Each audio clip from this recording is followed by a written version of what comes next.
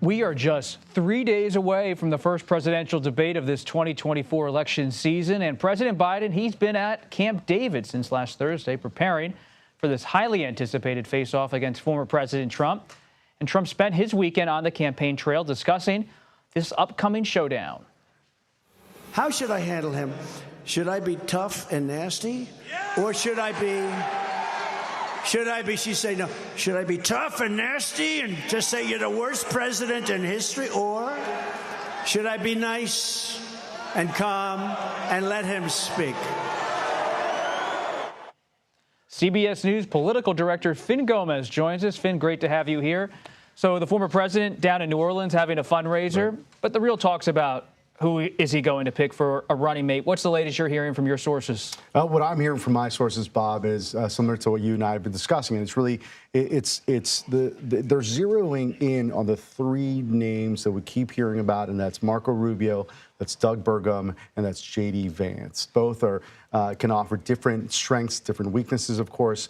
And I've been also cautioned that that is not the entire list. That's what gives you confidence, based on your conversations with sources, that Rubio's in play? Because I'm hearing mixed things from people about Rubio. I know that Marco Rubio has been speaking with the former president. He speaks to him, I'm told, regularly. So he helped him with those policy briefings when he was in Washington. In preparation for these debates and the policy briefings that he's been having with some senators, yes.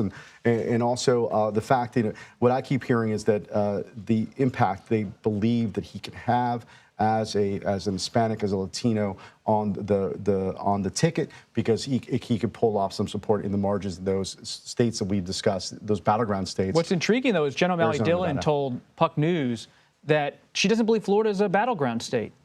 Interesting. No, what we're hearing is that they believe that it's something that's more competitive than it has been in previous cycles and previous iterations, and they're looking to expand on that map as well. I mean, obviously, the president is going to North Carolina, and the former president is going to Virginia, two states that they think that they can expand. I do think, and I've been hearing about Rubio also, is that he can speak to that sort of that establishment wing of the Republican Party, and also kind of be a bridge to the MAGA base, if you will. He does have that ability. I did speak to a top Democrat over the weekend who, when I discussed Rubio, said, I hope it's not Rubio, because Rubio can appeal to that Latino electorate that in some areas are seemingly more up for grabs. What about J.D. Vance? Just 39 years old. That's a big generational gap between Trump and Vance. Right. I know Donald Trump Jr. likes Senator Vance. A lot of people in that MAGA world like Vance. He's built relationships that are real on the donor front in California and Silicon Valley.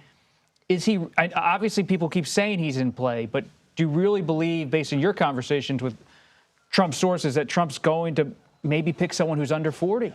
100%. Even though, and you recall well, Bob, that he was a never Trumper. He said things like Trump is political heroin before, but he is someone who is very popular now with that MAGA base, as you described. He's very popular with, like, if you will, the younger MAGA base as well. And he won a straw poll with TPUSA about a week ago and has that strength. He also has money. He can raise money. He's been a conduit, if you will, to that tech crowd. Peter Thiel's in his corner, as you know, that high-profile, big Republican donor. So if there's money that they're looking for, he can do that. So can Doug Burgum. But Burgum's the name I keep hearing. Same. Now, look, in VP searches, sometimes you hear a name the whole time, and it's not that person. Yeah. That there's a surprise. And with Trump, there's always a surprise. I remember back in 2016, Chris Christie thought he was going to be the pick. Newt Gingrich thought he was going to be the pick. And then Mike Pence emerges at the 11th hour as the pick. And we're still, I think, miles away from that 11th hour to start mixing some of these phrases. Burgum, for now, though, seems to be in quite a position, based on my conversations with donors who have seen him up close with Trump. Trump likes him, not just as a political asset, but on a personal level.